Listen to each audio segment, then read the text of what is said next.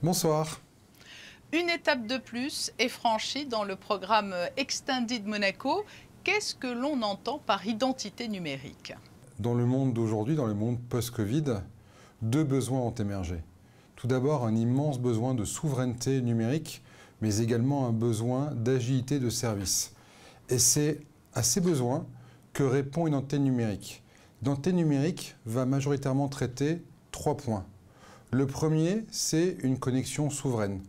Qui parmi nous n'a jamais été connecté via Facebook, via Google, n'a pas été obligé de laisser des entreprises, notamment américaines, gérer son identité numérique?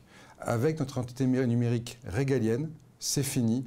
Les gens pourront se connecter aux services publics et bientôt privés de la principauté, notamment la SMEG et Monaco Télécom pour commencer, avec cette identité numérique. Le deuxième point, c'est la fin des frustrations pour se faire reconnaître par les services publics et privés.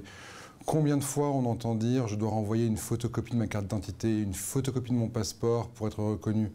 Et enfin, la troisième façon, le troisième gain pour la population, c'est que petit à petit, les services deviendront accessibles en ligne. Je pourrais signer comme si j'étais au guichet, je pourrais retirer les documents une fois que je me serais connecté grâce à l'identité numérique, comme si j'étais allé faire une démarche en physique. Mais comment cela va fonctionner très concrètement?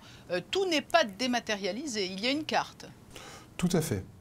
Les monégasques, via la carte nationale d'identité, ou les résidents via la carte de séjour, se verront remettre cette nouvelle carte dans les semaines, dans les mois qui viennent.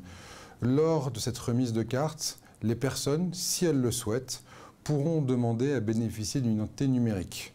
Elles enregistreront un code, leurs empreintes digitales, et cette identité numérique virtuelle sera associée au support physique qui est la carte d'identité ou la carte de séjour. Donc cette identité numérique sécurisée sera liée à un objet physique donné en main propre par la sûreté publique ou la mairie de Monaco.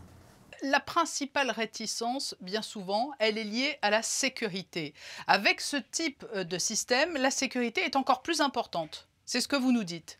Pour nous, la première valeur de l'identité numérique, c'est de donner le même niveau de sécurité en ligne que lorsque vous avez une identité physique. On veut que les gens aient le même niveau de sécurité lorsqu'ils se connectent en ligne que lorsque vous montrez votre passeport monégasque ou votre carte d'identité ou votre carte de séjour.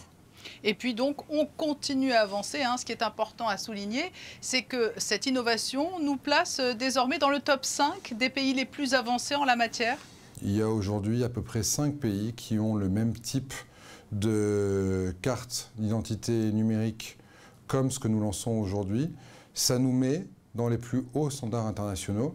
Ça nous met en fait dans ces pays comme le Luxembourg, comme Singapour, qui offrent des services numériques de grande qualité à la population et qui ont fait ce saut vers une identité numérique. De manière très concrète, l'identité numérique a aussi été le socle du pass sanitaire monégasque. C'est grâce à l'identité numérique qu'un pays comme Monaco a pu être au rendez-vous en même temps que les grands pays européens, ce que beaucoup d'autres pays n'ont pas réussi. On le voit donc, la transition numérique est plus que jamais en marche.